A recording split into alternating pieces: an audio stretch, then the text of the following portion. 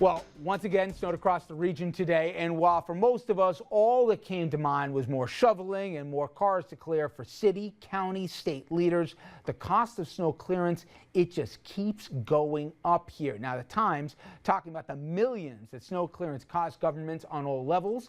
New Jersey's DOT has already spent $80 million on snow just this year, $20 million more than in all of last year. Chicago already spending $5 million on snow removal over what the city had budgeted. Pennsylvania, $8 million above snow budget. Baltimore, you got 353 water main breaks this winter. Syracuse, 100 water main breaks, and that's not even counting the local governments and county spending when it comes to stuff like salt, sand, plows, plus all the manpower to operate them all. Or how about this? And if you've been on 287 or anyone else, you know what I'm talking about. The potholes. I mean, the size of ravines here that the snow has left behind and the cost of fixing them as well. And guys, we haven't even talked about what I think the story is going to be on Friday, where you're going to have temps that are going to get up to the low 50s plus heavy rainstorms. You're going to have flooding, and there's no place for this storm to go.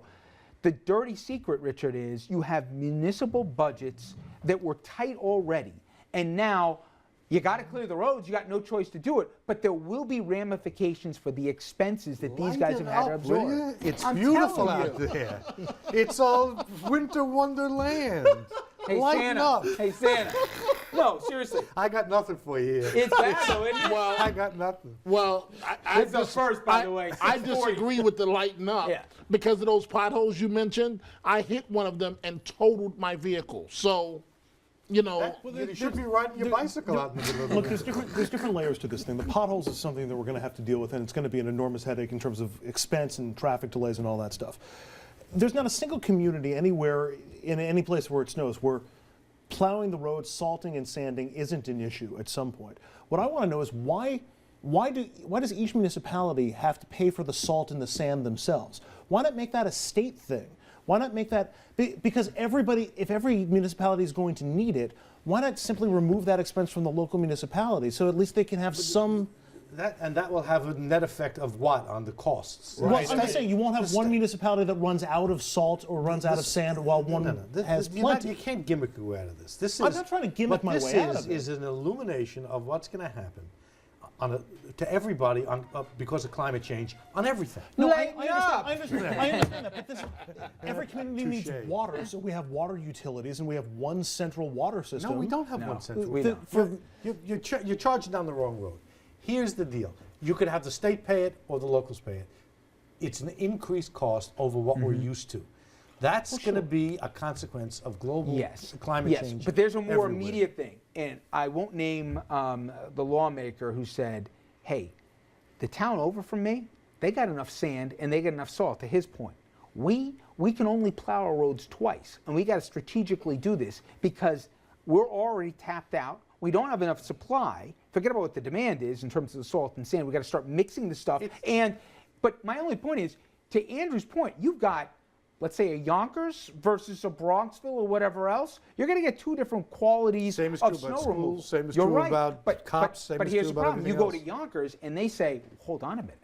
We got no place else. We're going to have to make this money up with cuts somewhere else. We already took away X, Y, and Z out of the school system. I mean, there will be a net consequence out of this, and I don't have an answer for it. But if you just are saying, hey, where's my plow? Understand, this stuff keeps going on. You're going to see net consequences this year, real cuts. It would be a good thing if the community started being able to see the organic nature of the way government provides services, where when you get into these situations, there isn't those bums don't know what they're doing. It's a problem beyond anybody's individual. And I'll only tell you, Andrew, Jersey went through, remember, we did this on the show about 2-3 years ago, the budget cuts that they had to do, and everyone talked about consolidation as this magical panacea. Everybody agreed at the end of the day, it sounds good.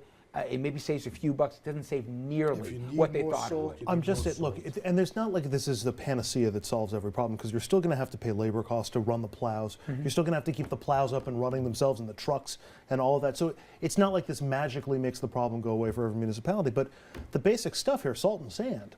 I don't know. But you hit on one. We talked about the water main breaks, and the Times did something on this today. That's what they're all worried, is the infrastructure is getting too old. And when you have the accumulation of the problem, starting who's again. going to spend money on it to fix it? You're starting again. You're not wrong. Yeah. But, you know, this is a happy show. All right, hey, climate change. All right. Well, I don't know if this is happy, but I do think the next subject is something that I think is overdue. The governor stuck his neck out. Let's see if he keeps his neck out on this one. And Dominic can tell us firsthand when we come back about an idea of educating inmates. And for anybody out there who's going to say, time out here, we got more important things to spend money on, I will tell you all, but this might be one of the smartest investments New York could do. We'll tell you much more about a very bold and I think a smart and overdue proposal right after this.